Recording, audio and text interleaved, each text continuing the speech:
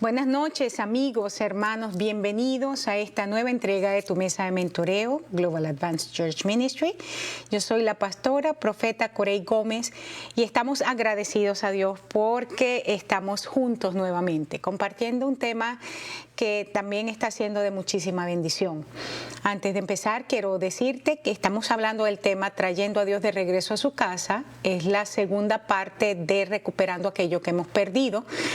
Ya se había hecho un poco largo, entonces corté el tema, o sea, decidí dividirlo y colocar un nuevo título, pero esta es la segunda parte del tema que veníamos viendo anteriormente. Y quiero animarte que las preguntas que tengas, puedes hacerlas por allí por Facebook, también puedes mandarlas al privado.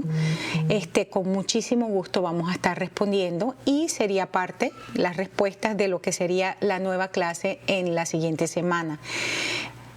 Muchas gracias por conectarte y también muchas gracias por tu feedback. Está siendo de mucha bendición para mí. Es un tiempo nuevo, un tiempo de mucho aprendizaje. Es un tiempo donde hemos estado creciendo en todo lo que Dios está haciendo. Porque realmente como Iglesia de Cristo hemos ido avanzando todos a lo nuevo de Dios y todos estamos en el desafío de aprender. Así es que es una bendición que juntos podamos avanzar a las cosas nuevas de Dios. Te decía que estamos tratando el tema Trayendo a Dios de regreso a casa. Hoy es nuestra cuarta entrega. Y solamente quiero hacer un pequeñito resumen de los últimos 3 principios que vimos de lo que significaba el arca. Lo estamos viendo a la luz del caso de Moisés en Éxodo. El arca, que es la presencia de Dios, significa, esto fue lo que vimos en las escuelas pasadas, número 1, en las entregas pasadas. Número 1, el arca es la vivencia de que Dios está morando en medio tuyo. Segundo, estuvimos mirando, el arca es el propósito por el cual la gente se congrega. Y en tercer lugar, con esto cerrábamos la clase pasada, el arca representa la dirección precisa y exacta del viaje o la jornada. Mi oración, hermanos, amigos, es que la enseñanza de esta noche realmente sea una semilla que esté sembrada en tu vida de tal manera que traiga a fructificación tu vida, tu ministerio, tu familia, que en todo sentido tú puedas ver la gloria del Señor. Estamos desafiados a vivir en un nivel de excelencia y de gloria como el que nunca antes habíamos experimentado. Y para ello tenemos que pagar el precio de subir al monte y esperar allí hasta que seamos investidos de todo lo que Dios ha preparado. Hoy vamos a estar mirando la número 4, que la vimos un poco la semana pasada. Quisiera andar un poco más en este punto, y vamos a ver hoy 4 y 5, si nos da el tiempo, pues llegamos al número 6. Me gustaría empezar la semana próxima con la parte de hacer una revisión que en algún momento estudiamos, una revisión de algunos principios que son fundamentales para entender por qué es que la presencia del Señor deja el lugar. Veníamos desde la entrega pasada, desde la mesa anterior, hablando acerca de cómo se había perdido el arca, y toqué de manera muy puntual, muy en cierta forma escueta, la situación de cómo los ancianos de Israel desechan el ministerio Samuel. 20 años después buscan a Samuel para que interceda por ellos, y Dios empieza a hacer una obra, pero allí simplemente Dios los libera del agravio, del yugo filisteo. Pero en esta parte de nuestra mesa de mentoreo quiero tratar específicamente cuál es la dinámica que Dios revela para que el arca pueda regresar. Y vamos a ver de diferentes maneras. Vamos a estudiar a David, quien es el instrumento que Dios utiliza en un sentido para traer el arca. Toda la parte de la reforma que David tiene que hacer para que el arca sea traída. Así es que vamos, en el nombre de Jesús, vuelvo a decirte, mi oración es que esta palabra pueda quedar asentada en tu vida. Estamos en un tiempo definitivo como iglesia, un tiempo definitivo como naciones, y no nos podemos dar el lujo de jugar a la iglesia, no nos podemos dar el lujo de estar entreteniendo gente en edificios. Estamos en un un momento donde es necesario que el pueblo de Cristo suba al nivel, a la estatura del varón perfecto, que maduremos y que nos comportemos a la altura de la imagen de Cristo revelada, ¿verdad? Esa revelación de Cristo que se encarnó. Necesitamos caminar ese nivel, es un desafío. Te decía que entonces el arca, como cuarto, representa aquello que neutraliza el clima de las condiciones hostiles del desierto y que se manifestaba en la columna de fuego y la nube. Habíamos ya, como te he dicho, hablado un poquito de esto, pero quisiera ir a algunos aspectos que considero que son necesarios.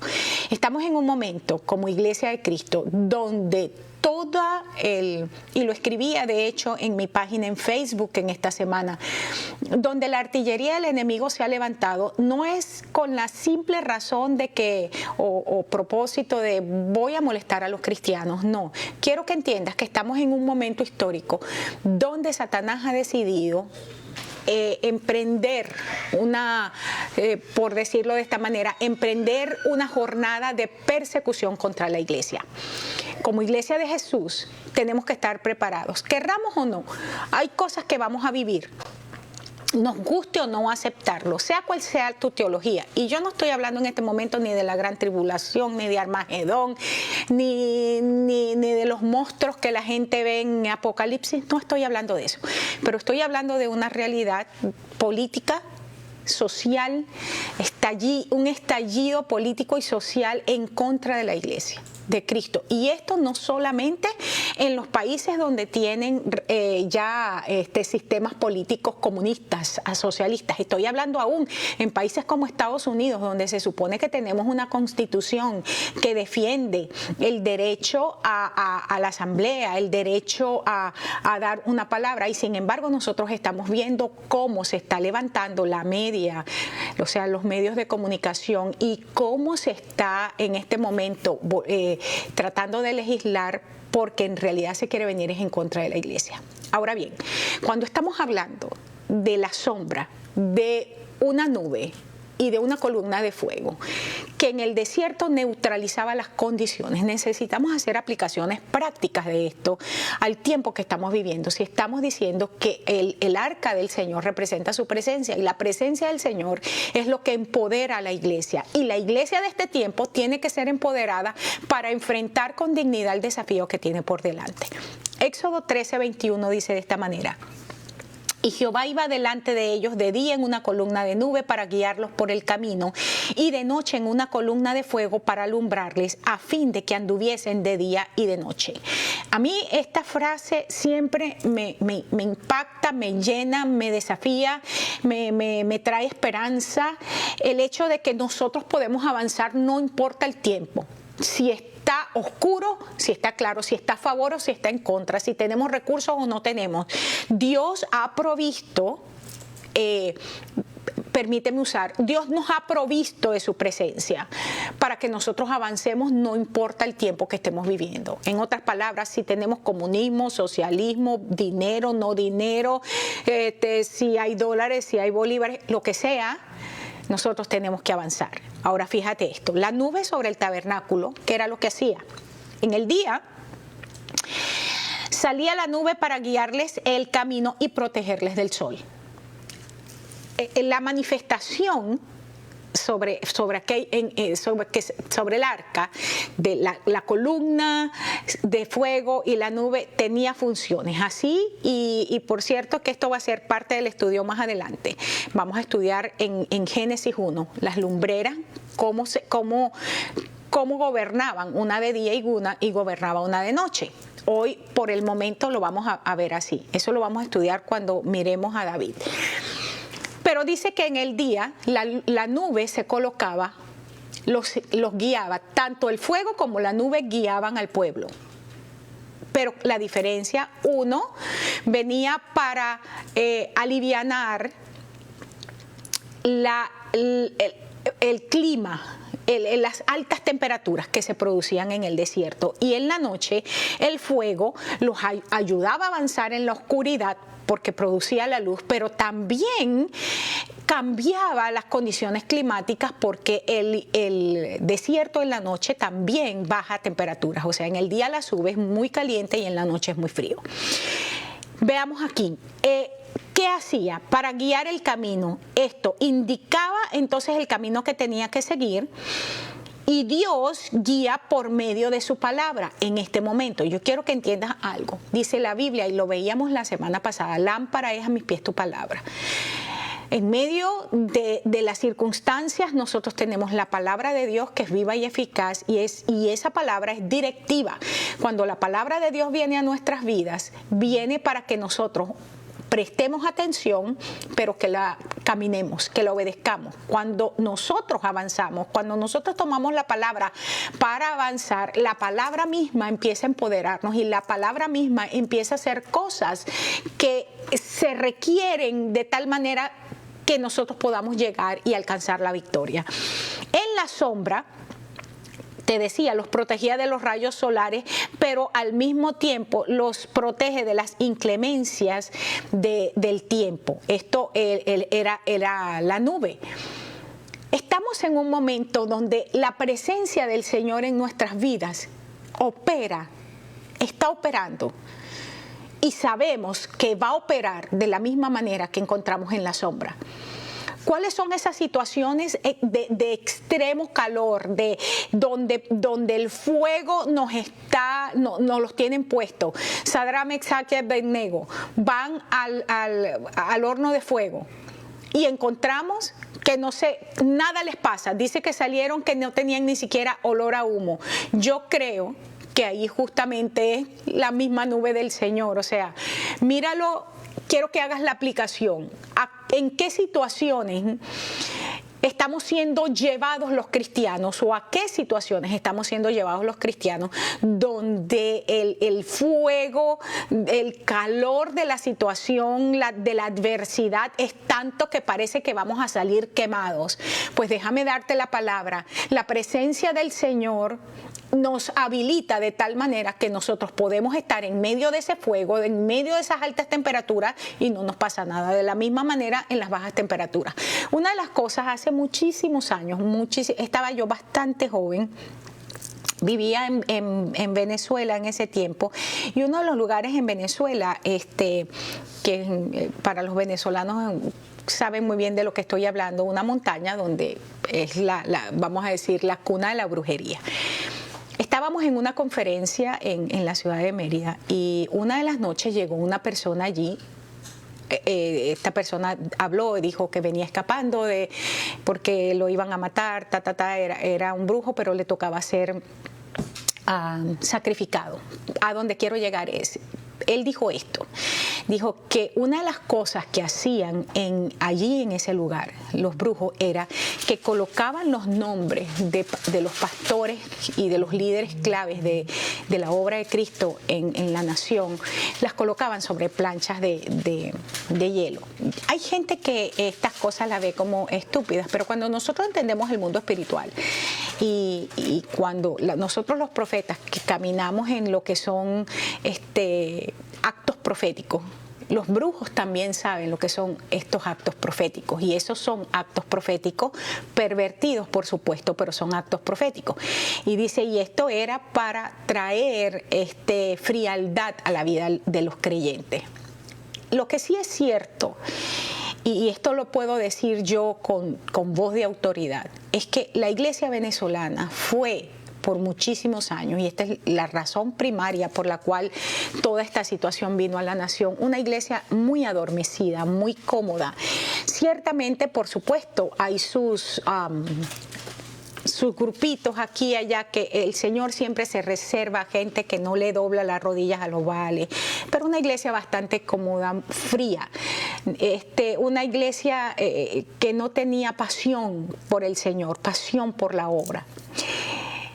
A esto es lo que yo me refiero. Aún en los momentos donde vienen situaciones a nuestra vida que pretenden enfriar, como el caso que habla el Señor ahí en Mateo 24, cuando dice que hay tantas situaciones de deslealtad, hay tantas situaciones que producen en la gente que el primer amor se enfríe.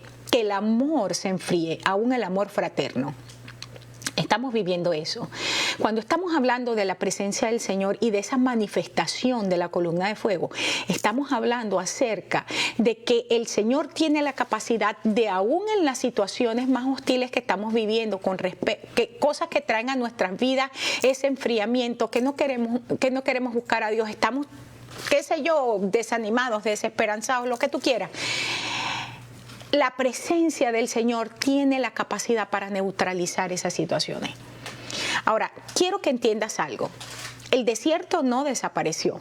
Ellos tuvieron que atravesar el desierto y por desobedientes tuvieron que estar en el desierto 40 años. El desierto lo tuvieron que atravesar, pero era la presencia del Señor la que neutralizaba las condiciones. ¿Entienden en el nombre de Jesús lo que estoy diciendo?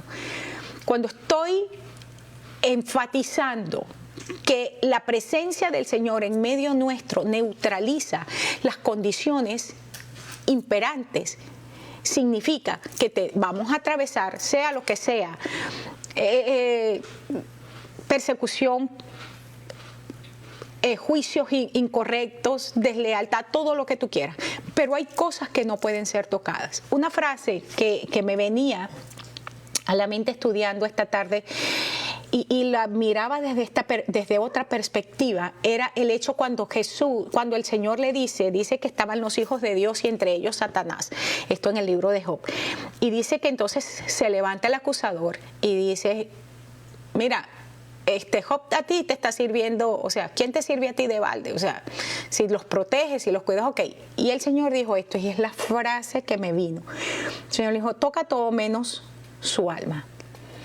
Hay cosas que el Señor va a permitir que nosotros vivamos, pero su presencia en nuestra vida tiene que convertirse en un catalizador.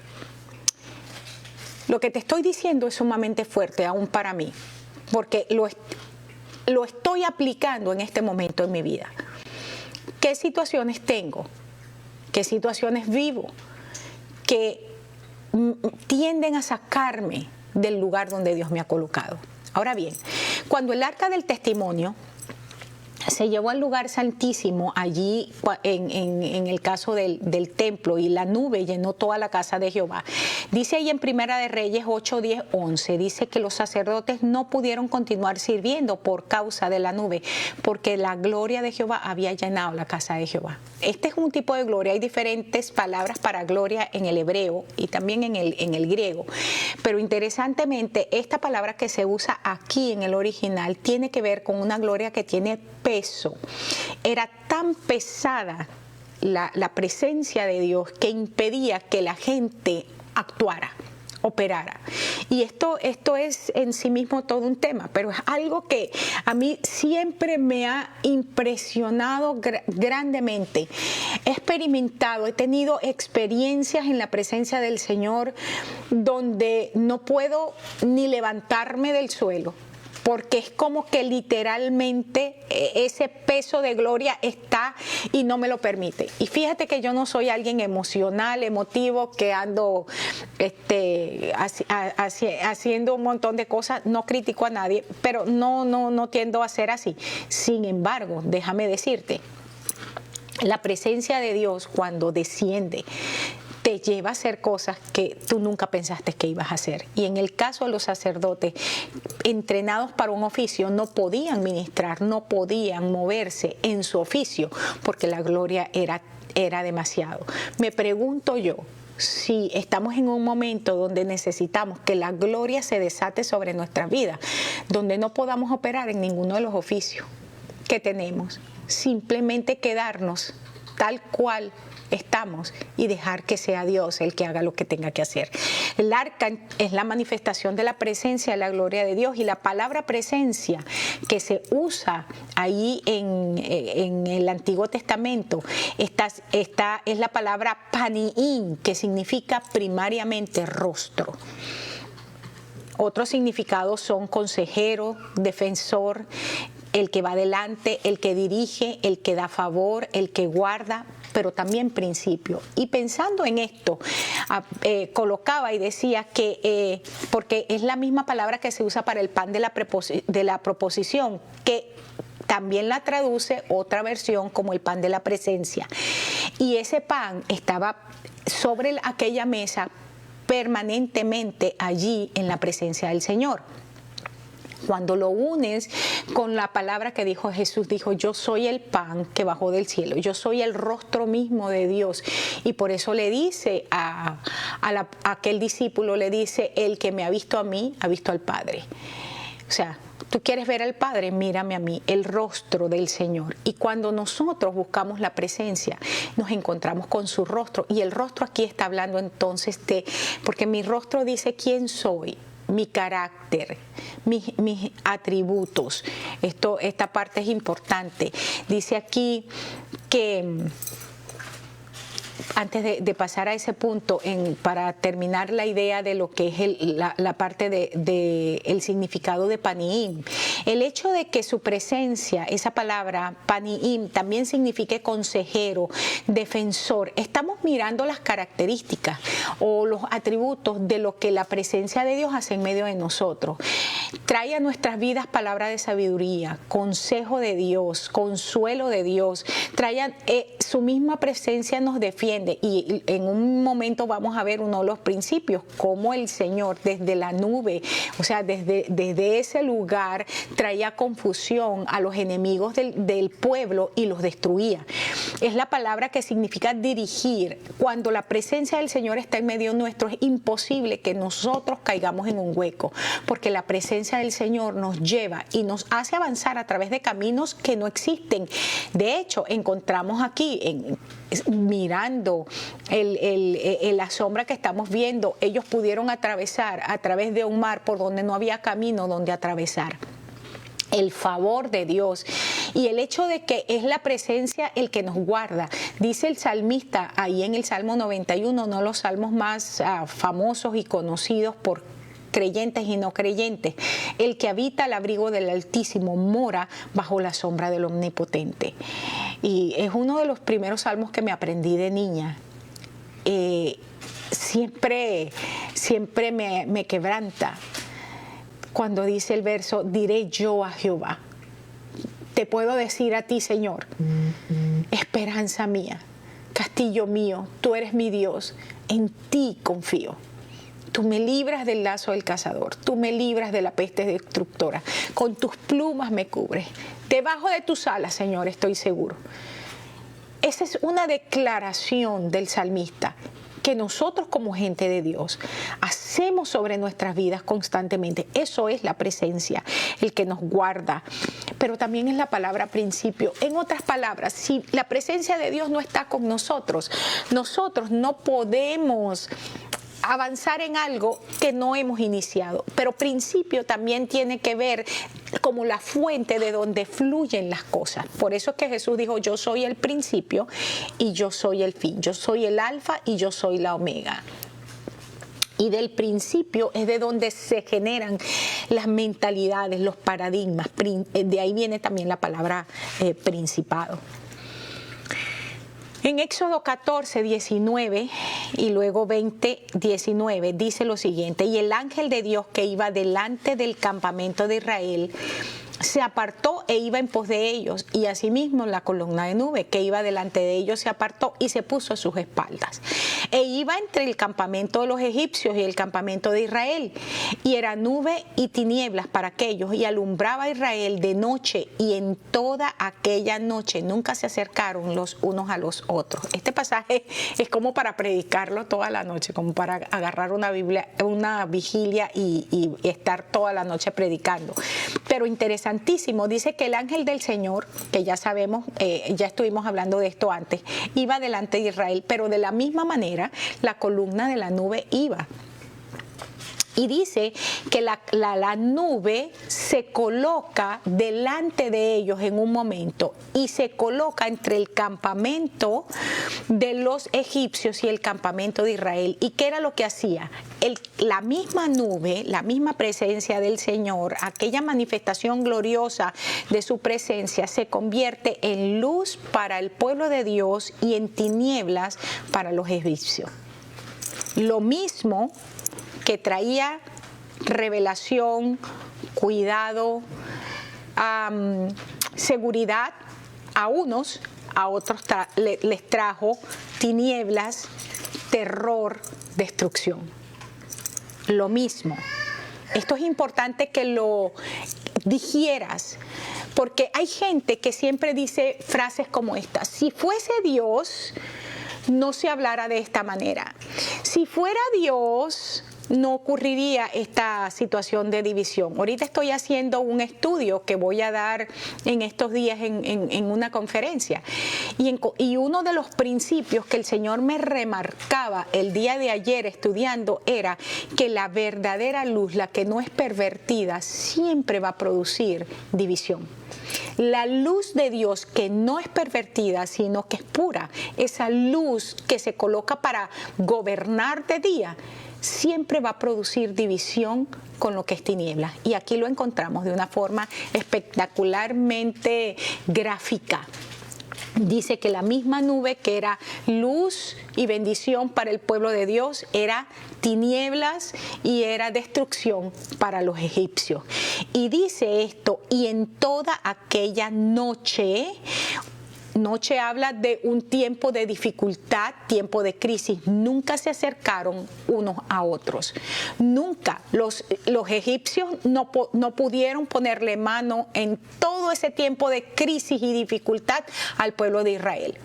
En el nombre del Señor, toma esta palabra. Estás viviendo un tiempo de crisis, estás viviendo un tiempo de dificultad. Por lo menos la Iglesia de Cristo, globalmente hablando, estamos en un momento de transición profunda, porque salimos completamente de lo viejo y somos una generación como Noé.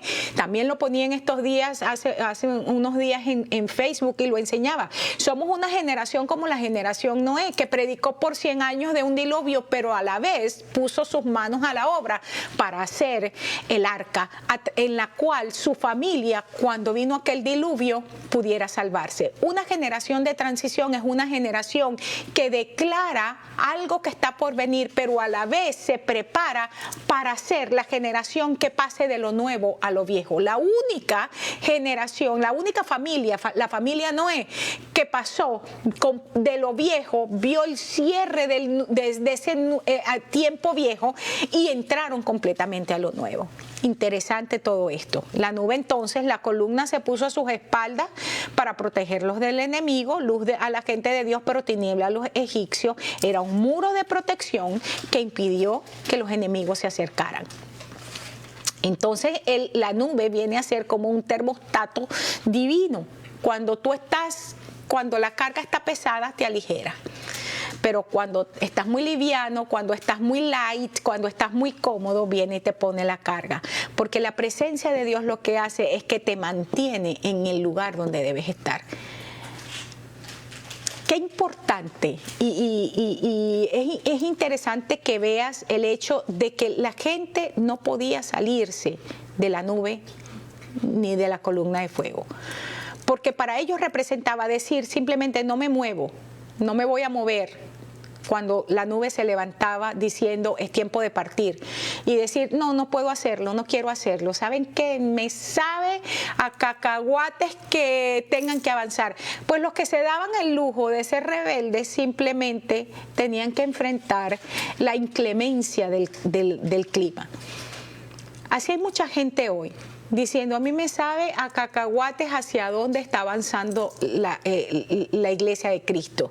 Es más, yo ni creo en la Iglesia de Cristo, porque así hay montones ahorita. Hay gente tan osada hablando en este momento, que por supuesto los ves y tienen aquí la RR, resentidos sociales, resentidos religiosos. Gente que no ha superado sus traumas y está hablando siempre en contra de los demás. Y ya somos más. Nosotros somos más cada día que estamos en contra de... O sea, por favor, madura. Y si no, págale un psicólogo para que te ayude.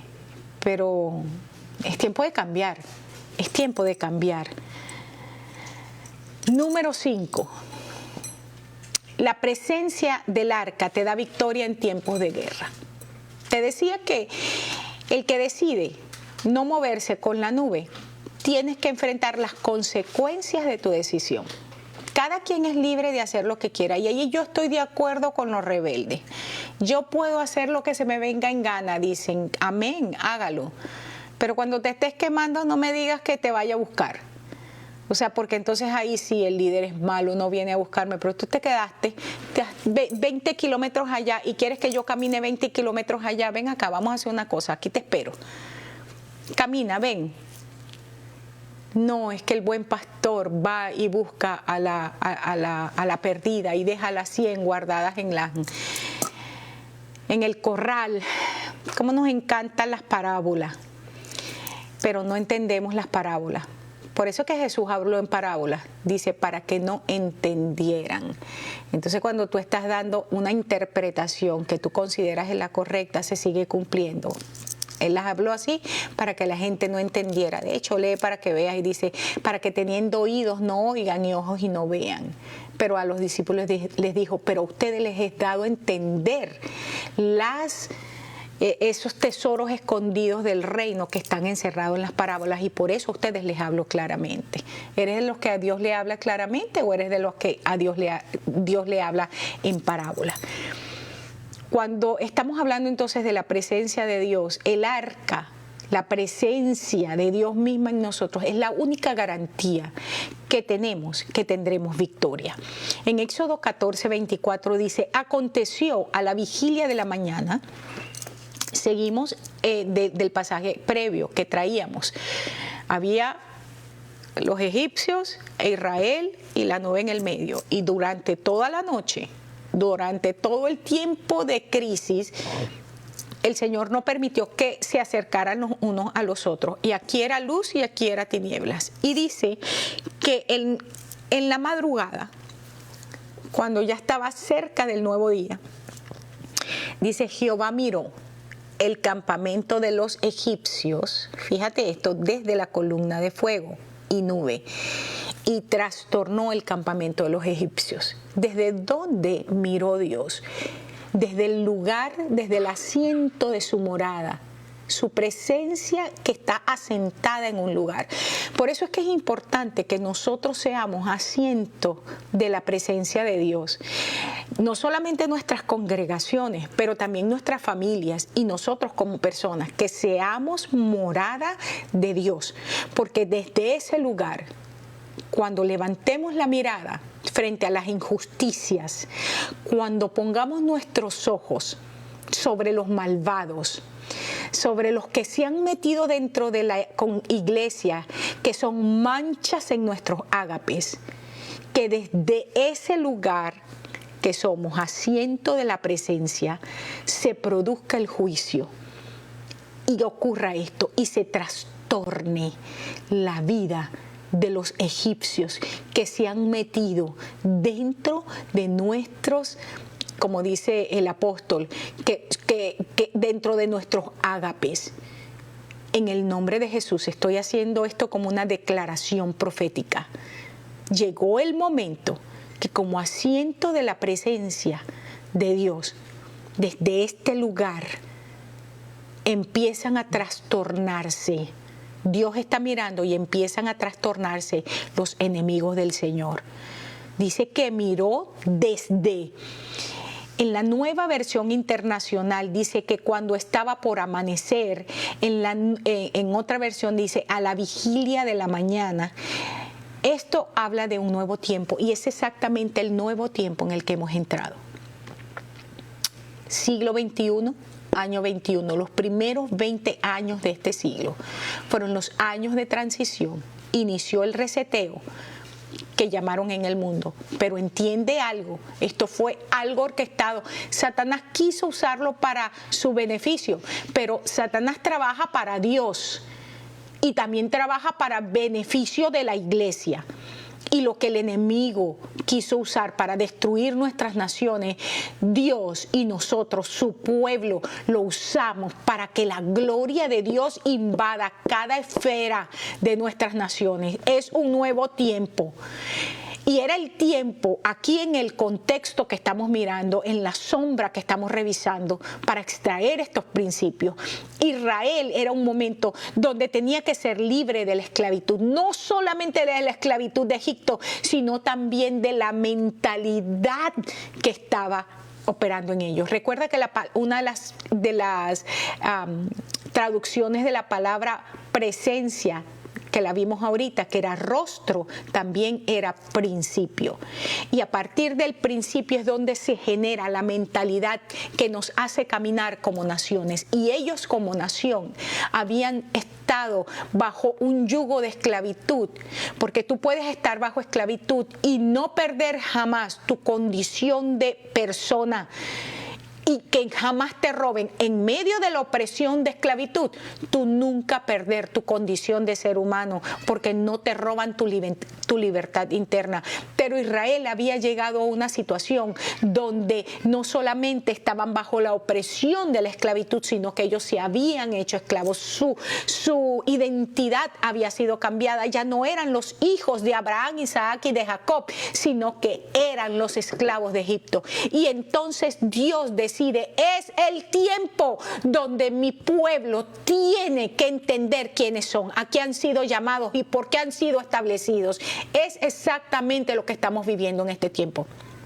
En el último año, el ataque, y lo escribía también en estos días en mi Facebook, el ataque que ha venido sobre mí, y yo como profeta sobre naciones sé que soy señal profética para el pueblo, ha sido tratar de destruir mi identidad en Cristo, quién soy en el Señor. Y esto ha venido de diferentes flancos, y tener que pararme y decir, no importa que venga de donde venga, yo sé quién soy y no voy a permitir que mi identidad en Dios sea destruida por lo que sea. No lo voy a permitir. Este es el ataque, y lo que Satanás está tratando de hacer a través del ataque egipcio es haciéndote creer que tú eres esclavo. Y el esclavo, dice la Biblia, que cuando el heredero es a un niño, no difiere, es exactamente igual que el esclavo. La iglesia de Cristo ha caminado por demasiado tiempo en una condición de infantilismo. Pero es tiempo de que nosotros subamos al nivel de madurez del varón perfecto y que manifestemos la gloria impresionante con la cual Dios ha revestido a su verdadera iglesia. A la iglesia, a la novia, a la esposa, que manifestemos en todo el esplendor todo lo que Dios ha puesto en nuestras vidas. Era necesario para el nuevo tiempo que la mentalidad cambiara. Y dice que trastornó, la palabra trastornar, trastornó a los egipcios. Es la palabra Hamán, que significa, trajo una conmoción, perturbación, destrucción, atemorizó, consternó, consumió, desmenuzó a los egipcios. Declaro en el nombre de Jesús que desde este lugar, desde el lugar donde tú has sido establecido, donde la presencia de Dios habita y reposa, desde ahí el Señor ve a nuestros enemigos y son trastornados y son destruidos y son consumidos, son atemorizados, son comprimidos, son consumidos y desmenuzados, y no queda de ellos memoria. Es interesante, esta palabra está formada de dos. Una que significa la palabra alboroto, pero la otra es la palabra donde se produce un tumulto a través de un sonido, por una vibración, como un terremoto. Lo soltamos sobre nuestros enemigos en el nombre de Jesús. Y la declaración es que no queda de ellos memoria. No tendrán ni quien les cierre los ojos. Así como Jezabel no tuvo ni siquiera quien la enterrara. Porque cuando alguien dijo, bueno, esa perra es hija de reyes, vamos a enterrarla, ya los perros se la habían comido. Pues declaro en el nombre de Jesús lo mismo sobre nuestros enemigos. David reportando lo que ocurrió en el Éxodo. En el Salmo 77, del 17 en adelante hasta el 20, dice: de las nubes cayó la lluvia, se escucharon salir de ellas fuertes truenos y de ellas salieron grandes rayos. Esto es la palabra que acabábamos de estudiar, que la palabra trastornó, hum hamá. Salieron truenos, salieron rayos. Dice verso 18, tu voz poderosa se escuchó e iluminó toda la tierra. O sea, de repente de aquella oscuridad y de repente aquella luz enceguecedora.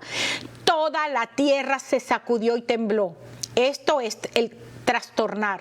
David lo está reportando en el Salmo, verso 19. Te abriste camino por el mar, atravesaste las aguas profundas y no dejaste rastro de tus huellas. Gloria a tu nombre, Señor. Guiaste a tu pueblo como a un rebaño por medio de Moisés y de Aarón, los escogidos del Señor para el momento. Dios ha levantado libertadores, Dios ha levantado un sacerdocio de acuerdo al orden de Melquisedec. Y este es un tiempo espectacular y nosotros lo asumimos con dignidad. Y lo asumimos con valentía, porque lo que nuestro Dios ha depositado en nosotros está por encima de cualquier estrategia del diablo que se manifiesta a través de sistemas políticos, económicos, sociales o lo que le dé la gana. La iglesia de Jesucristo avanza gloriosa y no hay nadie que se le ponga enfrente, porque si el mar se abrió para Israel y se cerró para Egipto, lo declaramos nuevamente en el nombre de Jesús. Y nuestros enemigos, que todos ellos sean esparcidos. Me quedan apenas unos minutos y quiero introducir el número 6.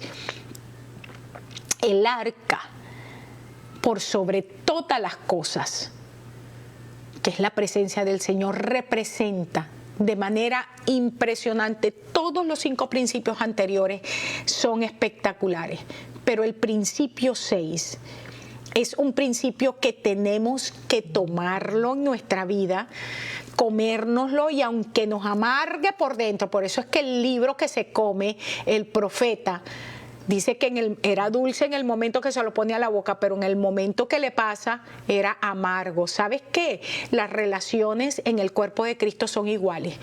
Por eso es que cuando la gente empieza a decir, me voy porque aquí es muy difícil, ay, es que no, ay, me están pegando, quiere decir que eso es de Dios. Porque primero es dulce, pero después se hace amargo cuando empieza a entrar a tu organismo. Otra enseñanza. El arca finalmente es el cuerpo de Cristo, a través del cual Dios manifiesta su poder y su gloria. Y el cuerpo de Cristo tiene nombre y apellido, la iglesia. Primero veamos, dice, porque en él, Colosenses 2:9, hablando de Jesucristo, está el apóstol, habita corporalmente toda la plenitud de la deidad. Y recuerda que Cristo es la cabeza de un cuerpo y el cuerpo es la iglesia. Y es un solo organismo. No somos ni un cuerpo sin cabeza, ni un hombre descabezado que anda caminando por ahí asustando a todo el mundo, ni una cabeza rodando sin cuerpo. Ni una cosa ni la otra. Somos un solo organismo. La iglesia, la esposa del Cordero, la eclesía del Señor, tiene todos sus miembros bien activados, sus dedos adiestrados para la batalla, sus manos para la guerra. Podemos entesar el arco de bronce, no le damos la espalda a nuestros enemigos. Tenemos una cabeza que se llama Cristo. Y nosotros operamos de acuerdo al mandato de nuestro general en jefe. Jesucristo, en él habita corporalmente, en su cuerpo y en su cabeza, en él, toda la plenitud de la deidad. Toda la Trinidad mora en la iglesia de Cristo. Mientras Jesús estuvo en la tierra, quiero que entiendas algo, su cuerpo natural fue el hogar y la sede de Dios aquí. Por eso él decía, ¿quieres ver al Padre? Mírame. Yo soy, Colosenses, porque en él habita corporalmente toda la plenitud de la deidad. Ahora La iglesia, como el cuerpo corporativo de Cristo, es el hogar y la sede de Jesucristo, en quien toda la plenitud de la deidad estaba aquí en la tierra. Si Cristo está en nosotros, como iglesia, somos la iglesia, un solo organismo, entonces la plenitud de la deidad está en la iglesia. ¿Entiende esto? Nuestro ADN espiritual, quienes somos en Cristo, es lo que hace que el enemigo tenga que retroceder. Es el nuevo día y somos libres de toda opresión que Satanás haya querido traer sobre nuestras vidas. En Hebreos 10:5 te dije que apenas voy a introducir este sexto principio y lo voy a terminar en la próxima entrega. Dice, por lo cual, entrando en el mundo, dice, sacrificio y ofrenda no quisiste, mas me preparaste cuerpo. Está hablando aquí Jesús. Holocaustos y expiaciones por el pecado no te agradaron. Entonces dije, he aquí vengo, Dios, para hacer tu voluntad. Como en el rollo del libro está escrito de mí. Esto se está refiriendo a lo que decía el salmista, diciendo primero, sacrificio y ofrenda y holocaustos y expiaciones por el pacto no quisiste. No quiero sacrificios. Dice, no te agradaron. Entonces, entre paréntesis, en la Reina Valera dice, las cuales cosas se ofrecen según la ley. ¿Cómo es eso? Y esto ya lo hemos hablado. O sea, el Señor se equivocó. No, resulta ser que cuando ocurre que el Señor le dice, prepárense porque voy a descender. Y dice que aquella nube se paró sobre aquel monte. ¿Qué le pasó al pueblo? No queremos subir, no acercarse a la presencia del Señor. Es como que nos vamos a morir. Y eso es lo que exactamente el Señor quiere, que nos muramos, que se muera toda nuestra carne para que podamos vivir para Él. Y no quisieron. Y le dijeron, Moisés, ve tú. El Señor no quería sacrificios, el Señor no quería ley, el Señor quería operar desde el corazón de la gente. Dice, esto tú no lo querías, Señor, pero ahora dice verso 9, he aquí que vengo, oh Dios, para hacer tu voluntad. Quita lo primero, quita todo eso que de los sacrificios, quita todo eso y establece esto último. Yo vengo, Señor, yo vengo. Y sigue diciendo, me gusta, quiero que veas el verso, es el verso 5 aquí. Lo veas en la versión Nueva Internacional, dice, por eso al entrar en el mundo, Cristo dijo, a ti no te complacen sacrificios ni ofrendas. En su lugar me preparaste un cuerpo.